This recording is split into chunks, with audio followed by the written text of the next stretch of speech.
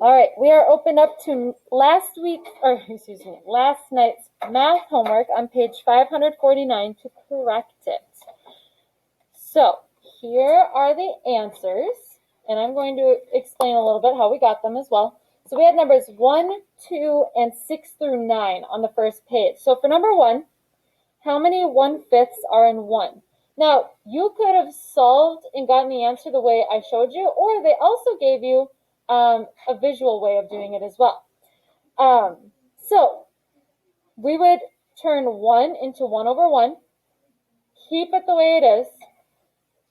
So change the division symbol to multiplication, and then we would flip 1/5 into 5/1. So we would have 1/1 times 5/1, which would be 5/1 or 5.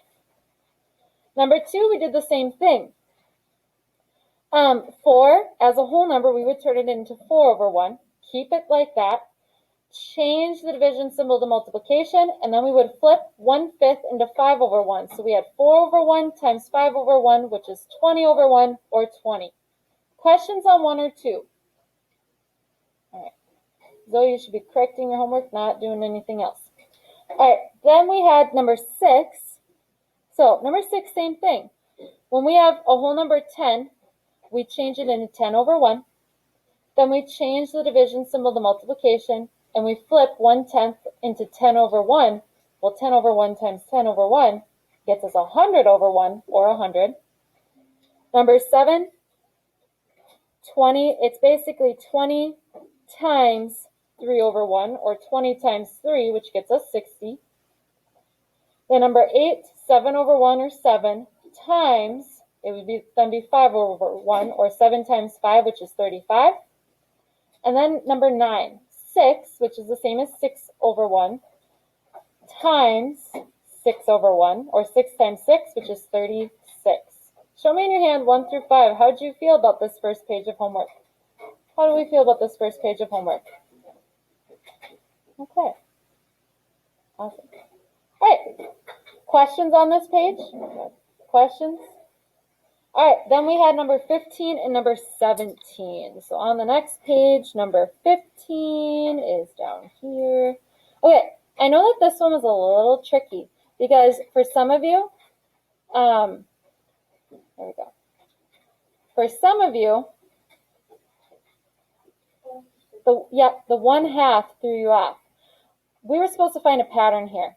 Well, for the first one, 1/8 plus 1/4, that's the same as 1/8 plus 2/8, so that gets you 3/8.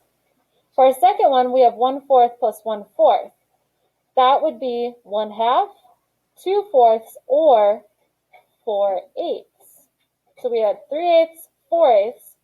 Then when we add 3/8 plus 1/4, that's the same as adding 3/8 plus 2/8. So that would get us 5/8 as our answer. So the pattern is actually with the sum. We have 3/8, then 1/2, which is the same as 4/8, then we have 5/8. So then our answer would have to be 6/8.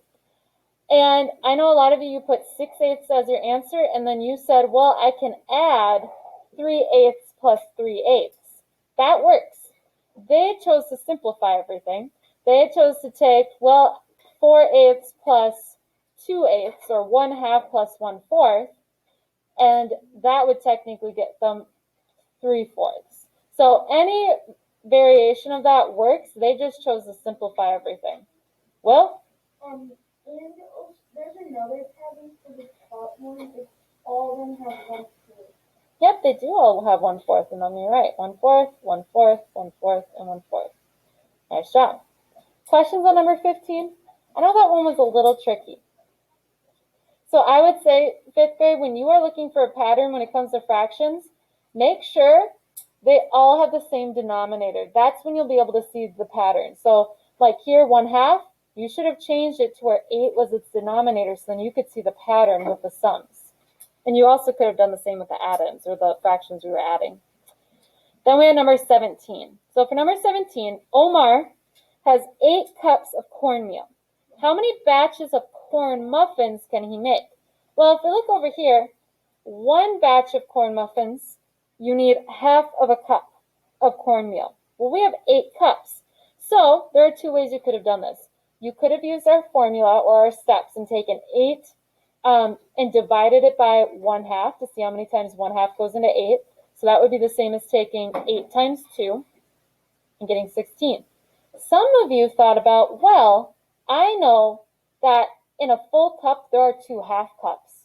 So if I need 8 cups and the corn muffins we only use half of a cup, well, half of a cup goes into 1 cup twice, so half of a cup would go into 8 cups 16 times. So I know some of you did that in your head as well.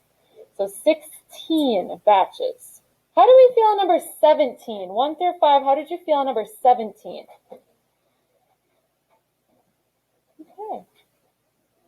Okay, awesome. Nice work, 5th grade. What I'd like you to do is close up your workbook and take out your math notebook, open up to the next clean page for today's notes.